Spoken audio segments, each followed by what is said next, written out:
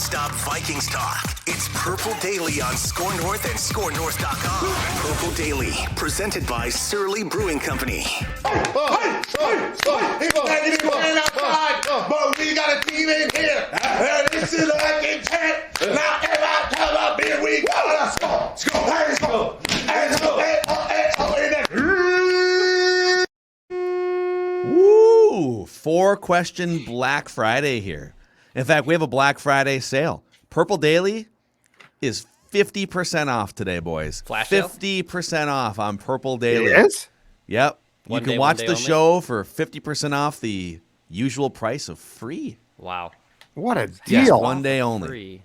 One day only. One day only. Flash Half off. sale. You want to read Judd's Bah, takes bah, on the bah. Vikings at ScoreNorth.com. There's an unlocked article right now, just like all of Roundup. them. They're I love the always Roundup. unlocked. I love the roundup. Zolgad's Roundup. This is going. Oh man, come on! It's a holiday season. Everyone's happy. Sales on everything. The Vikings are happy heading into the 49ers game. This is Daily Vikings Entertainment, Purple Daily, and you can find us on the Score North app and ScoreNorth.com as well, where we will be giving away some app-exclusive prizes over the coming weeks that you're going to want to be checking out. So if you don't already have the Score North app, download it, please. And it's a good place to send us feedback that we incorporate on Mackie and Judd Feedback Friday. But this is 4-question Friday here, boys. 4-question Friday. And let me fire up the music here. See if I can find the right bed there. There it is. Yes. Oh, yeah. LFG. If you're watching us on a TCL TV, thank you for supporting the cause, because TCL, in addition to being a partner of Purple Daily, is one of the world's best-selling consumer electronics brands. We're talking about a new lineup of award-winning TVs, delivering the most entertainment with stunning resolution at an affordable cost. Enjoy more of the things you love with TCL. Here is question number 1 for you guys. So, the Cowboys got beat yesterday by the Raiders. And the NFC, just in general, I mean, the Cowboys are going to win their division. They really have no impact on the Vikings' wildcard standing. But the NFC in general just looks vulnerable, right? Like the Rams have looked kind of bad lately. The Vikings beat the Packers. The Cardinals are legit, but they're also pretty unproven. The Vikings almost beat them as well. Yeah. My question is, shouldn't this just be the year that the Vikings make a run, even though the Vikings have their own imperfections? Like, why can't the Vikings make a run?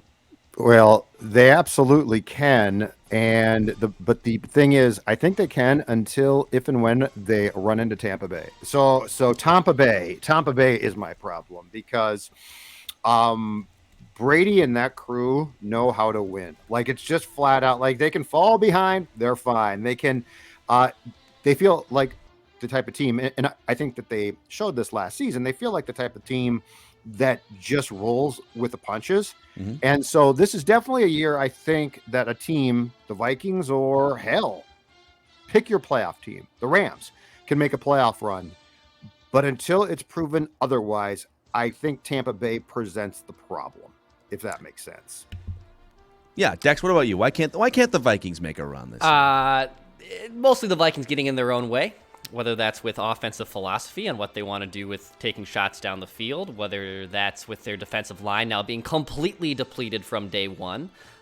There's some holes there. There's some holes there for sure. I would say the Rams are still the team to beat, even with back-to-back losses here. I still think that's a good coach team. Matt Stafford's good. They've stacked up a ton of weapons. We'll see if that honestly works with them getting Von Miller and OBJ.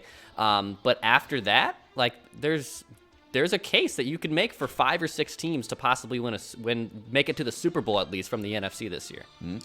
I'm going to just off the top of my head, rank like the 3 or 4 reasons. First of all, I think they should just like go make a run here. You got weapons all over the place. You got Kirk Cousins is playing the best football of his life. This is year 8 of Mike Zimmer. So if you were ever going to make a run, year 8 of Mike Zimmer seems like a great time. You know, like, he's had a chance to instill his culture, I think we kind of chide him for the defensive drop-off, but like they've put up some, in moments where they need it, some good defensive stops here and there too, even with backups. But I think the number one reason also, I agree with Judd, it's Tampa. I fear Tampa Bay. I think Tom Brady, they were 7-3 last year at this time, and then they took off. Like, they beat the Vikings at one point around this time, and then, they never looked back. I'm a little nervous about Greg Joseph still.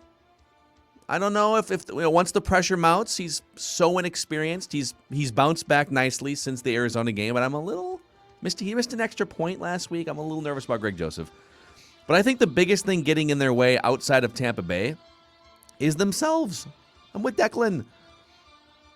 Whether it's just like overly conservative offensive scheming or doing something stupid clock management wise, like there's certain things that they have to be buttoned up with that ordinarily they aren't, but they have been the last couple weeks. Yep.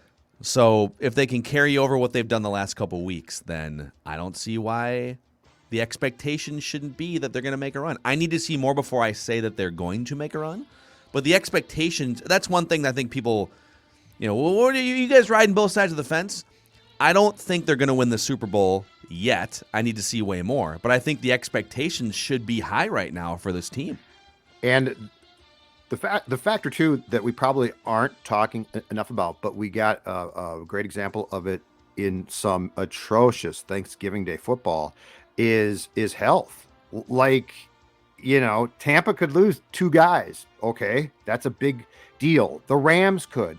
And so, like, when you see the attrition that takes place every year and that has taken place again, and now it's an extra game as well, that's the thing too, is your ability to make a run is going to come down to partially, at least, how much of your roster's left. Because like we're seeing that now, and it is incredible because I mean, my God, if you put a QB in there, Trevor Siemian, right? He's awful. He can barely function. And so now it's Winston's not great. He's not Breeze, but he's not awful. The Saints last night looked helpless. Like, is that their story now? Because if that's their story, they're dead. Like, they can make the playoffs. I don't care. They're still going to be dead. I think the Saints are. I don't think the Saints are going to be in the playoffs at this point. No, but I'm just saying, like, if you are taking guys out here and there and here and there, and we're in what week now, 11 or 12, and there's 17 games and what now, 18 weeks. There's going to be an attrition that continues to take place that is going to eliminate some teams completely, not because their talent stinks, but because what's left stinks. How many teams in the NFC are you sure are better than the Vikings? I think Rams. Tampa Bay is. I'm not sure on the Rams yet. The Rams are. I think the Rams. I'll put the Rams in, but not like. I want to see the Rams. Tampa Bay is better here than the Vikings. Mm-hmm. I want to see the Rams play here before I make that declaration. Okay. I think you're right, Declan. But I'd just like to see that game. Do you know that the Packers are better than the Vikings? I don't know that. Vikings just beat them. Yeah. Not this current team. Mm-hmm. Defensively, they've lost a ton. And I get the record, like the Vikings. I get the record discrepancy here. The Cardinals are 9-2, but are you do you know that the Cardinals for sure are better than the Vikings? I don't know. The Cardinals won't choke in the playoffs too. They're boomer like the bust. Cardinals are going to have pressure. Kingsbury, I'm not sold. Mm-hmm. I like Kyler a lot, but he's still third year now. So like I think the Cardinals. I think they're going to end with a really good record and have a favorable playoff run potentially. But they're the exact type of team that in game 1 could lose. Cowboys, I know they beat the Vikings with a backup quarterback in the Vikings home stadium, but if you play the Cowboys 10 times, do they for sure win 6 or 7 games? I don't. If the Vikings take off the gloves offensively too against the Cowboys, what happens then? Because I will stay with this. Trayvon Diggs puts up really nice stats. I'll go at those corners all day long. Mm-hmm. Give me those cornerbacks.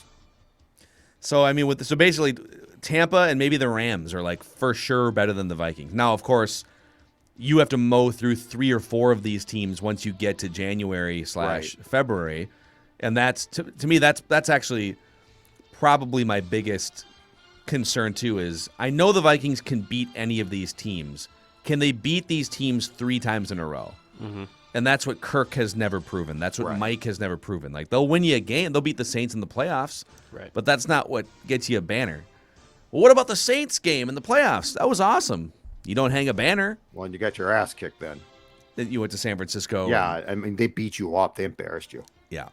All right, question number 2 here. When it comes to San Francisco, this version of San Francisco that the Vikings are going to face on Sunday, Vikings Vent Line right after on the Purple Daily YouTube channel. What about this game scares you the most? The game on Sunday. What scares me the most is that the Niners aren't as good as they were when they beat the Vikings in the playoffs, but I don't think their mentality has changed. And they are going to do something that I think a lot of teams don't do now, and that is that they're going to do exactly what they did in that playoff game, in physically punch the Vikings in the jaw and say, what are you going to do about it? In that playoff game, the Vikings said, we are going to go home. Like, we are out of here. When's the first plane out? So that's what scares me, because they are going to come in and they are going to establish the run, and they're going to punch the Vikings, and the entire starting defensive line is out. So that's what scares me. Because, I mean, I am with the crowd here. I am high on what the Vikings the past 2 weeks have shown offensively. I love it. I think it's fun. But if your defense and offense gets punched, will they cower? I don't think Jefferson will, but if Kirk takes, let's say Kirk takes 4 big hits, he might get sacked, he might not, but let's just say he takes, does Kirk still stand in the pocket then and fight his guys, or does Kirk say, oh boy, wait, hold on a second here? So the physicality of the Niners that I think they'll continue to bring scares me, because I don't think in the last 2 weeks we've seen the Vikings have to answer that question.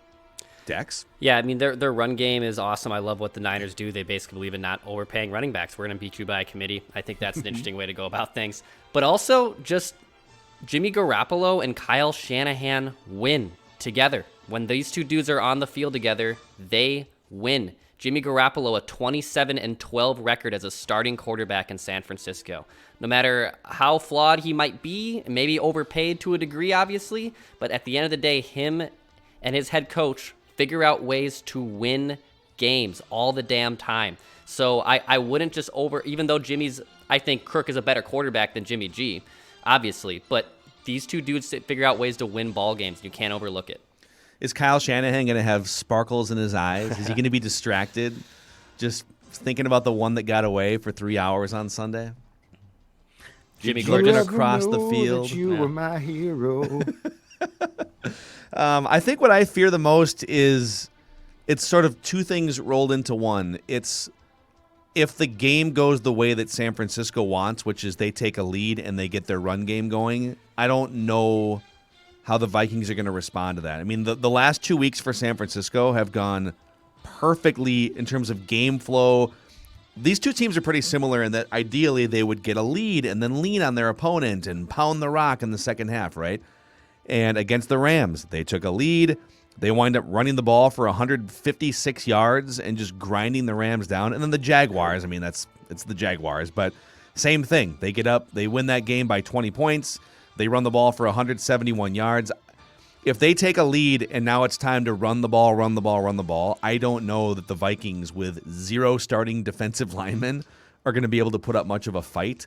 So I would be shocked if the Vikings won this game and the under hit. The 49 is the over-under right now. I almost feel like if the Vikings are going to win, it's going to have to be kind of a shootout situation, or they take an early lead. Yep. And San Francisco is forced to pass, and they can flip the game script around. But if it goes the way that it has the last couple weeks for San Francisco, which is they take a lead, they're up by 2 scores, and they just run the ball, I don't know that the Vikings are going to be able to stop them from running the ball. So that's my biggest concern, is that the game flow goes the way of San Francisco. I think that's very fair. Or that Kyle Shanahan knows all of Kirk Cousins' deepest, darkest secrets and flaws and... I'm not in love with Kirk, so don't forget it. It's just a silly phase I'm going through. Bum, bum, bum. 10cc. Come on. Great 70s song. That's a yacht rock song. Yes, I'm singing. Yes. Yeah. Yes. Don. I'm live on the Don podcast right now. He's like, He's like, is it time to sing yacht rock? Yeah, right. That's a great yacht rock song. 10cc. That's what Kyle says to Kirk. Question 3 is presented by Skinny Judd Zolgad. And that's thanks to my friends at Livia Weight Control Centers. And gentlemen, speaking of Black Friday, I have an offer for all of the folks out there right now who are on the fence about their weight. You know, they probably pushed away from the table yesterday and thought to themselves, I need to lose some weight, but I'm going to wait till January 1st because that's the cliche, right? I'm going to tell you right now, Black Friday savings start now at Livia Weight Control. And here's the best part. Give yourself the gift of good health. Save 50% off the program today. Your first visit is free. 50% off the program. You can do that right now. You can call today. Don't wait. 855-GO LIVEA or visit livia.com. That's Livia, LIVEA.com. Again, 50% off the program. First visit is free. Tell them Judd and Score North sent you and get on your way like I did in dropping 26 pounds. And I'm still going to feeling much better about yourself and get all those clothes that didn't fit back on you. Speaking of clothes that fit, chillboys.com is where you can find the most comfortable underwear on the planet. Are you rocking the long johns right now? God, Look yes. at this guy. I rock them all the time. Oh, So in love. I mean, I'm very excited to I'm like a slap basketball some player, I long told you. johns on this weekend. I'm like a basketball player. Yes, I'm like a ball. Yes, exactly. Do you have a right. Chill Boys arm sleeve too, like Allen? I should Iverson? have one. They I should make have, one. and like a Chill Boys knee brace. Oh my God. I'm old enough to have one of those. We need to get in touch with our friends at Chill Boys. Let's add a couple accessories to the mix here. But if you're looking for the most comfortable underwear, chillboys.com. They're all about your comfort down there. Mm-hmm. They're a Minnesota-based company. You can find them online at chillboys.com. All right, question number 3 here, boys. Who is the most underrated, unheralded player on the Vikings through 10 games? You know what? I saw this question, and it's the only one that you asked that I gave some thought to because I don't think it's as well. I mean, the rest were sort of What's that spontaneous. supposed to He mean? just laughs at all your 4 question No, itinerary. the rest were like sort of spontaneous. They're just and I had layups. ideas. They're so easy for you to answer after all these years. The third question. Do I not challenge you intellectually? Is that what you're saying? No, you don't, God. and we do need counseling. But the third question got me thinking, I'm going to go with Tyler Conklin because while we laugh about check down Tyler and all that, the loss of Irv Smith Jr., who, by the way, could be back for the playoffs. That's just a little tease. He could be back for the playoffs. But the loss of Irv Smith was a big loss. Yeah, he's designated to he can return. Yeah, he can return. He can return. It's not a given that he will. But what I'm saying is go back and look at the timetable of the surgery, and the timetable coincides with a playoff run. So I'm just saying. Interesting. I'm just saying there is. I don't know this for a fact. I don't know where things stand, but let's just say that there is a possibility. But Conklin stepped into a pretty tough role because he was supposed to be a backup. He then took the job of a guy who in training camp practices was a huge part of things, like a massive part of the passing game. Conklin has not replaced Irv Smith Jr. in full, nor would I expect him to. But I do think he's done a very nice job. Mm-hmm. And I think he's made some nice catches and some nice runs. And so I'm going to say that I think when they obtained Herndon, they thought we got our pass catching tight end now. And that's not true. So Tyler Conklin is my answer to question number 3. I like that one. Yeah, like do I lament the fact that he had more targets over a key critical 2-week stretch out of the bye than Justin Jefferson? Yes, but like he has stepped into a role. Would anyone a couple years ago have thought that Tyler Conklin would be a starting caliber tight end who's catching passes, right? I mean, he's a backup, but he's thrust into this starting role because Rudolph is gone and Irv Smith. But yeah, like he deserves credit. He's had a good season. Declan? Yeah, put some respect on Tyler Gronklin's name there, Judd Zolgad. But yeah, he's been fine. He's been fine. You know what? I'll go here because even though he hasn't played a ton, I think we kind of had some questions out of training camp and just going into the season. I think Christian Darrisaw's been damn good in the limited time he's played. I know he had the second core surgery into training camp, and we were like, is this guy ever even going to play? They traded back to get him. Was it worth it? Mac Jones was sitting right there. Christian Darrisaw, I think, has played very, very well at a position that is tough to step in and make an impact towards. Has he been a complete road grader yet? No, but I think the Vikings have found their future left tackle in Christian Darrisaw, and he's looked damn good. I think you can make a case it's even harder missing all that time for basically the first 6 games of the season, then being stepped in and being thrusted into it, and I think he's held his own. So I'll actually go with Christian Darrisaw. Yeah, that's fair. Yeah, he hasn't been. I don't think he's like a Pro Bowler or anything, No. but he's stepped in. He's done his job pretty effectively. He looks like he's going to be able to stick. He doesn't look like a total bust. I'm going to go a little further down the board. I'm going to go on the defensive side and say Armon Watts, 6th-round pick from 2 years ago out of Arkansas, with the amount of time that the starters have missed. Dalvin Tomlinson, out for these 2 games. Michael Pierce has been out, and so Armon Watts has wound up playing a lot more snaps this season on the interior of that defensive line than anyone would have thought. And he currently ranks 4th on the team in pressures behind Everson Griffin, Daniil Hunter, and Sheldon Richardson. So he has stepped up. He's a backup who's been thrust into a starting role. And I think he's done a pretty damn good job. Like, they've been so depleted along the defensive line the last several weeks. And he's a guy that pops up and makes plays. Yeah, he's got 3 sacks on the season, and he has one of the lowest missed tackle rates on the team as well. So It's a good one. Armon Watts helping to plug the middle. Big number 96 is my unheralded player. All right, final question here, boys. Thanksgiving is a very serious matter when it comes to old Macadac here, okay? He's all about certain types of foods. Which NFL coach do you think was the MVP of his Thanksgiving yesterday? So we're talking about at the table? Which NFL coach At his table walks at home. up to his table Oh, there's no question on this and one. dominates? Yeah. The exact guy who coached in a game at Ford Field and screwed up the clock as thoroughly as you could and became the second coach in the North to call back-to-back timeouts and be penalized for it this season. It's Man Campbell. I mean, Man Campbell got home and crushed food. And he didn't use a knife, and he didn't use a spoon, and he sure as hell didn't use a fork. That guy picked up the turkey and just bit into it, and then he put his face in the mashed potatoes, and he slammed the pie down his gullet. Dan Does he Campbell, even cook the turkey? he doesn't. He doesn't just need to. rips the head off. He doesn't need to. But I mean, I just think it's so crystal clear. Dan Campbell owned that table. I'm sorry, Mike McCarthy. Just look at him. You know that guy loves a Thanksgiving table, dude. Come on. I hate to fat shame, but it's true. Dude, look at it's- that guy. Livia Weight Control Centers could help. Mike He McCarthy. is after the performance he put on, losing to DC and the Raiders, man. No. He put a fat old chicken leg. He was ready to rock. Yeah, he had a you're couple right. pieces of pie, is- the mashed He potatoes, looked- the extra gravy. I'll go as far, because Mike McCarthy is also my answer. I'll go as far as saying he looked distracted during that game yesterday.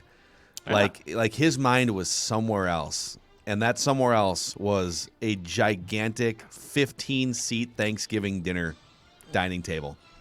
How can you guys question the ability of Man Campbell to devour everything on a table? Who do you think? I know that Dan Campbell's more fit than Mike McCarthy, but Yeah. Mike McCarthy's got that big tank for food. Who do you think just eats more masses of food on Thanksgiving? Who's got Dan more Campbell. room? I think it's Dan Campbell. Dan I think it's Campbell. Dan Campbell. He's Yeah. got more. He's got more metabolisms churning a little bit more. Well, and then he aggressively. and then he goes and just runs for like hours. And He's Mike like, "Now I'm McCarthy. Mike McCarthy gets the runs for hours. is Yes. what happens. Yes. He goes and sits on his couch. He goes and sits on his couch and breaks down film. He's a little bit big right now. Okay, what was the MVP of your particular plate? I had a steak. So I had a I'm strip fine with steak, that. which I'm was fine great. with that. I had a strip steak, so that was phenomenal. That's what I ended up having. It was great. Little the 7-ounce rare steak. The MVP of my plate was and we went to the buffet at Cove. It would be the seasoned turkey that I got. Seasoned turkey. Yeah, it had seasonning. It was outstanding. Interesting. Very, what very else? strong. What was Cove slinging there? Because I think it's more of like a Prime seafood rib- place, right? Prime rib, seasoned turkey. They had salads. They had a lot of stuff where I was like, you know what? I'm not going to go there because the new Judd is healthier. But their food, I mean, that's a good place. So and the best part, Surly Furious on the That's right. menu. So Oh, tell us more, actually, before I give you my MVP. I had a Furious so- at dinner last night too. Oh God, it's so good. So here's the thing about this, okay? Turkey basically once once a year, right? Like you get turkey once a year, and it's great. I mean, it's Really? Thanksgiving, it's fun, or maybe twice, but I mean, you don't do turkey and the fixings. But when You it don't. comes, Well, okay. but I'm when not it going to comes, fight you, but that's. but when that's, it comes to no, I don't. But when it comes to Surly is there for me. 7 365, and that's what's great. It's old, reliable, and it was. Oh man, I drank that. I drank my 2 of them God. yesterday with my brunch. It was fantastic. It was Good so for you. good. Surly Furious. That's right. Don't settle. Get Surly. I mean, I feel like turkey is a pretty common thing Do to you have go like get all turkey? year. Well, like Well, we I don't get like shaved make it. turkey. We don't. Yeah, that's what I'm saying. Like a But turkey I'm saying- sandwich or something. Yeah. Yeah. Oh, yeah. I'm talking about the Thanksgiving prepared turkey. Yeah. Okay. That's So like fair. shaved turkey. Yeah, I That's get fair. shaved turkey. I like shaved turkey. It's good. It's good for you. Hey, a shout out to Federated Insurance here for keeping businesses safe, really. Like, it's all about risk management with Federated. Protect your bottom line, protect your employees, make your business as successful as it can be. So if you're a business owner, check them out at federatedinsurance.com and make sure that you're getting the right resources and help that you deserve and need for your business. Federatedinsurance.com, and remember, at Federated, it's our business to protect yours. So, we're not like gourmet chefs in the Mackey household, all right? No. We're just like, Good for you guys. We can get by. We do our thing. But we have finally, in the last couple of years, developed a Thanksgiving dish, like one that we can make ourselves, and it's not like, we'll take care of the cranberry sauce. Like, it's our dish. And it is Italian sausage stuffing. That sounds awesome. It is amazing. And it was the MVP of my plate yesterday. It was the only thing I went back 3 times for. Oh, yesterday. nice. And you said I'm a that you 2-plate did guy, but this duck was a as 3 well? helping. And duck, we had some See, duck. duck yesterday. sounds- We had a Wow. turkey and a duck. The That's a Not lot. not like a West, man. turducken where they were Yeah, together, yeah, but yeah. like Right. it was a Of course, turkey of and a course. duck. That sounds really good. Interesting. Phenomenal. Just Okay. two Grab people that, too? that duck leg. Oh no, it was a 10-person Friendsgiving out here. Oh, Okay. nice. Okay. Yeah, we've made you some go. friends. It's great. I was going to say, you got friends now. That's It's good. crazy. Yeah, That's good. Yeah. Hey, I met That's 2 awesome. young listeners of a Score North podcast yesterday at family dinner. Oh yeah. Yeah. Really? Do tell us more. Yeah, they apparently Judd. They were fans of Judd's hockey show. We've got listeners. They Look at they us. they It's searched great. Minnesota Wild into YouTube. Guess what was the first thing that came up? Judd's Judd's hockey hockey show. show. like young in their 20s, or like Yeah. how young? Did they like come up to you for an autograph at dinner at the restaurant? No, you were at, or what? no. You No, had your autographs. sunglasses on? Yep. No. But they stopped by and talked to you. I mean, so they No, did they were at approach the you. table. It was my girlfriend's cousins. Like they were physically. Oh, I thought you part like of the had table. like, are you? No, Jack it wasn't an Goff? entourage. Oh my No, God, no, this is no. unbelievable. So Not a scale Boston scale Chase. of 1 to 10, 1 being epic disaster and you'll Uh-huh. never see each other again. 10 being like if you won over everyone at the table. How did meeting the family go? I think it was a 10. Wow. I think it was a 10. I think I did pretty damn good. We need to get the other side of this. Yeah, I was gonna say. She's I in the heard other this- room, but I won't let her. I heard it was like a 7. It was a 7. I don't know. I don't think so. I think don't the know. aunt was a big fan of me. Grandpa liked me. I was The firing. aunt dude. loves your modesty, clearly. Yeah, clearly. Yeah, she's like, I'm a big fan of Mackie and She Judd says on 9.5. podcast. 9.5 was the exact total. 9.5? 9.5. Where was the 0.5? Where was the room That for is, growth? yeah, that's a great. Maybe The the, judge maybe the from cockiness. France- Maybe that. The might judge be from the France didn't 0.5 like him that as comes much. off. Knocked a half Oh, a point God. off. Oh my God! All right, well, Declan, we'll get a full recap from Declan maybe on Vent Line. Maybe we should have the family members call in for a little Declan meets the family Vent Line. I think they'd love to call an event line. That could be definitely wait. arranged. If this game against the Niners goes sideways, we'll take rants for like 20 minutes, and then Vent it just line? turns into Declan's Declan line. extended family Vent Line. or BSN post game, because that would very much be different. If it's BSN Coming post up game, next, coming up next. someone got a little too confident at Thanksgiving dinner. No, they'd praise you. They'd praise you up and down. It would be like if it it train wreck. Boy, Declan really stumbled all over himself talking to the aunt, but He devoured that 7-ounce sirloin. Yeah, my God. He did it straight ahead. Next, Audra. all right, that's a 4-question Friday here on Purple Daily Vikings Entertainment. We just want the Vikings to win a Super Bowl before we die. All right, it's not that much to ask. We'll see you guys tomorrow.